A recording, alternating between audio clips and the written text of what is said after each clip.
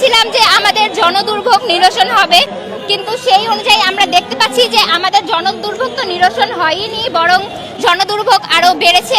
আর আমরা মনে করছি যে সরকারকে ভোট দিয়ে এত মানুষের ভোটে নির্বাচিত সরকার আমাদের কোনো কাজে না আসে, বরং আমাদের হাতে হারিকেন ধরিয়ে দিয়েছে। মনের উদ্দেশ্যে এই কাজ করবেন, ওই কাজ করবেন, কিন্তু আমরা বর্তমানে কোনো রকম কাজেরই নমুনা দেখতে পাচ্ছি না। বড়জোর আগে যা ছিল অন্তর্বর্তী সরকার আমলে, আমরা দেখতে পাচ্ছি যে এখন অবস্থা তার চেয়ে আরো ভয়াবহ। দেশে বিদ্যুৎ নাই, গ্যাস নাই, জনগণের দ্রব্যমূল্যের নিত্য প্রয়োজনীয় দ্রব্যমূল্যের প্রচুর পরিমাণে দাম, আমরা বাজার করতে পারছি না, আমাদের রান্নার গ্যাস নাই, আমাদের বিদ্যুৎ নেই।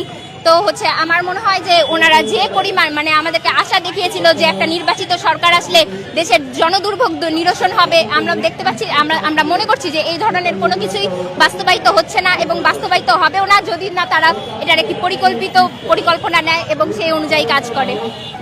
আমার মনে হয় যে এভাবে যদি দ্রব্যমূল্যের ঊর্ধ্বগতি বাড়তে থাকে এবং দেশে যদি বিদ্যুৎ না থাকে, গ্যাস না থাকে, দুর্ভোগ যদি এভাবে কন্টিনিউয়াসলি চলতে থাকে, গাড়িগুলো যদি গ্যাস না পায়, তাহলে একসময় দেশের জনগণ রাস্তায় নেমে আসতে বাধ্য হবে। কারণ আমাদের নিত্য প্রয়োজনীয় দ্রব্য এগুলো আমাদের সবসময়ই লাগে, আর এগুলো ছাড়া দেশের জনগণ তো সঠিকভাবে যে জীবন পরিচালনা করবে সেটা পারে না।